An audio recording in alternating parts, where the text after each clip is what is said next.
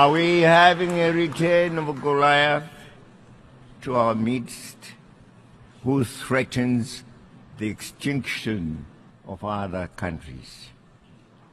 And may I say to the United States President, Mr. Trump, please blow your trumpet.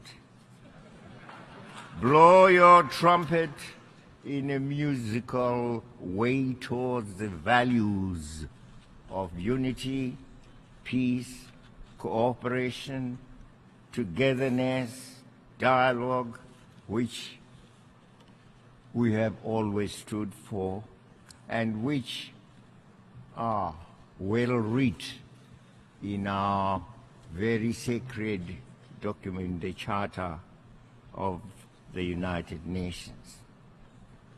Upon those values,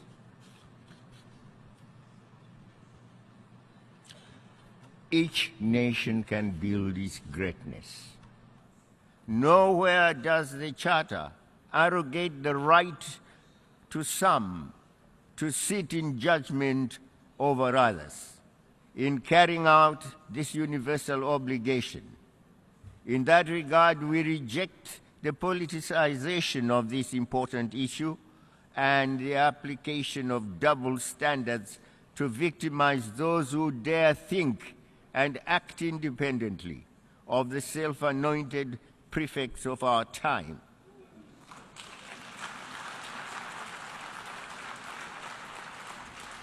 We equally reject attempts to prescribe new rights that are contrary to our values, norms, traditions, and beliefs.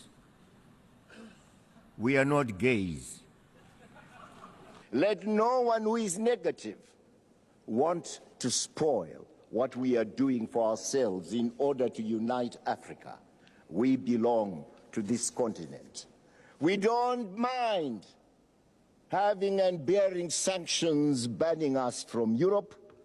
We are not Europeans. We have not asked for any inch of Europe or any square inch of that territory. So, Blair, keep your England and let me keep my Zimbabwe. Regime change, Mugabe should not be there. We want someone else.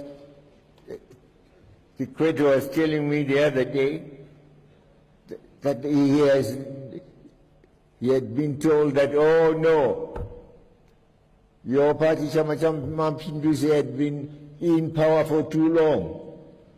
You must now allow another party also to take over. Is that democracy? And that was coming from Europe. Tell them to shut their mouths. If Blair said, I'm no longer willing to pay for the land, should we have just folded our hands and say, oh, Lord Almighty, I pray in the name of the Father, Son, and the Holy Spirit? Goodness me, no. Blair, and who was he? Just a Prime Minister of Britain.